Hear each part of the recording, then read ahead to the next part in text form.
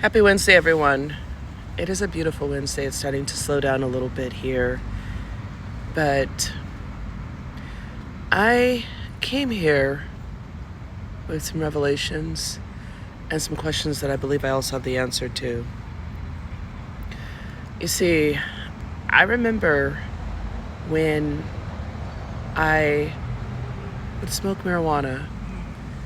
and I would think that that was how I became spiritually open and accessible to get these great revelations and understandings and these connections that transcended time and space. And I felt as though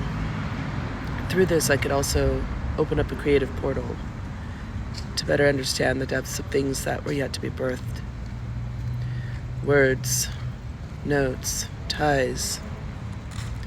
visions, but that's not necessarily so. And the more I've come to understand the disconnect between the physical body, the mind, and the spiritual self,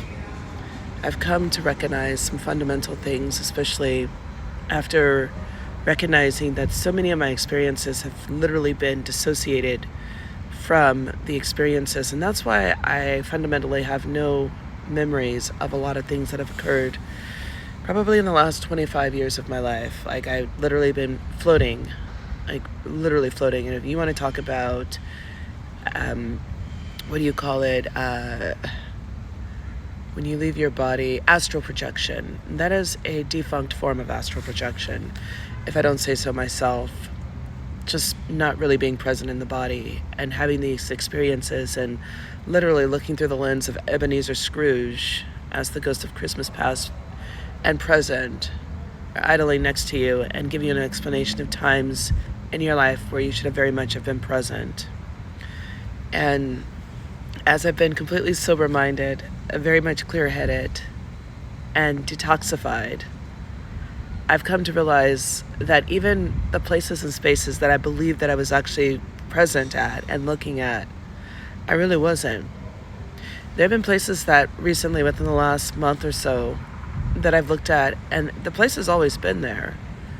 but I didn't recognize that that was a school sitting right in front of me, or that that building that offers these particular services was literally glaring right at me, of things that I could have definitely benefited from in my day-to-day, because I was so disconnected, because I thought that I was getting spiritually close by using these substances that many people rely on as a archaic form of therapy whenever things become too stressful, when emotions become too heightened, and they just want to feel all the highs and lows and the feels and the thrills because they're uncomfortable and they don't quite understand where to place them and how they connect with their very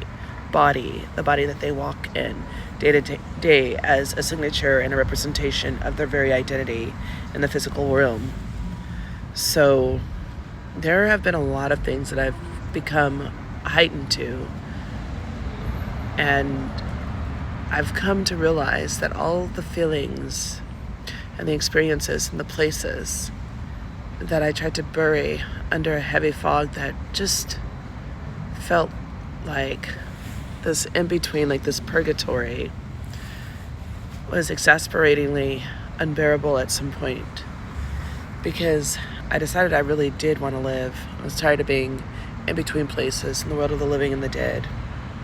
where I was literally forfeiting my whole experience and sitting in the passenger seat of my life because some experiences and some truths were just too much for me to bear in order for me to grasp onto something. And then I also realized that the people that I was surrounding myself with